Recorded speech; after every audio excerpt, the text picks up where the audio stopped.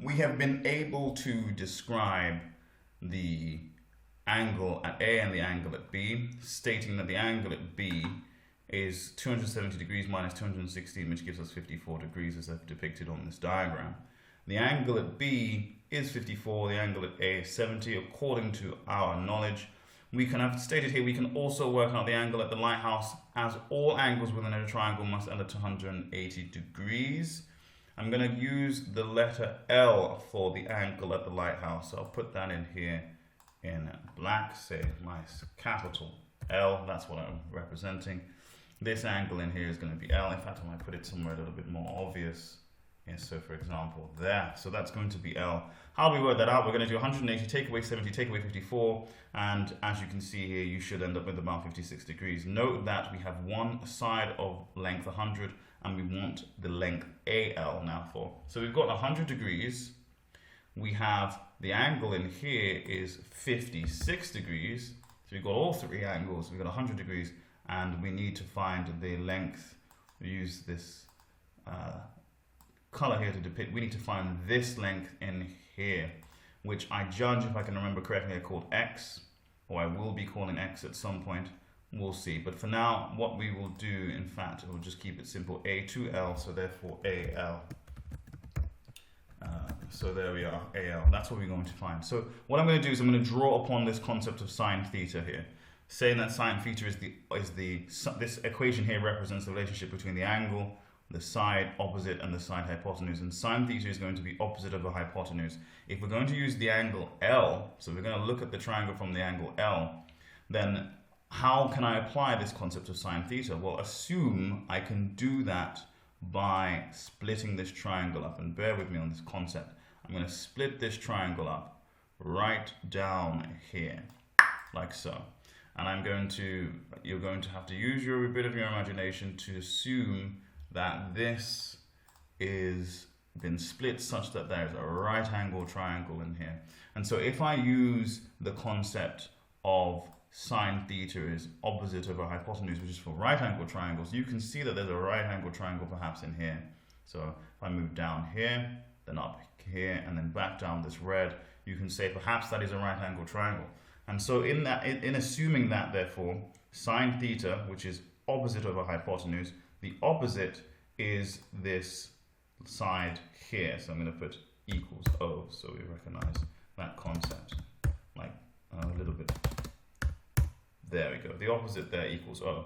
And so therefore I can say that sine theta is opposite over hypotenuse. The hypotenuse is the biggest line, or the biggest side, and so that's AL, which is I've implemented into here, AL, and L is the angle, L being 56 degrees. So I can multiply both sides by AL, and I end up with AL times sine L equals O. And all I've done therefore is I've plugged in the values for that fit this theory of sine theta being opposite of a hypotenuse. I suppose concept is the best phrase. Multiplied through by L, and I've got this. AL times sine L equals O. And I can do this to the other side of the triangle. Now note how I do it to the other side of the triangle. That is to say, I can go there and here and say that is also a right angle triangle in here. There it is. And this right angle triangle has this being my angle. Let's say that my angle is B. Opposite is still this red line. It's a shared opposite. They both share, the left triangle and the right triangle share that opposite.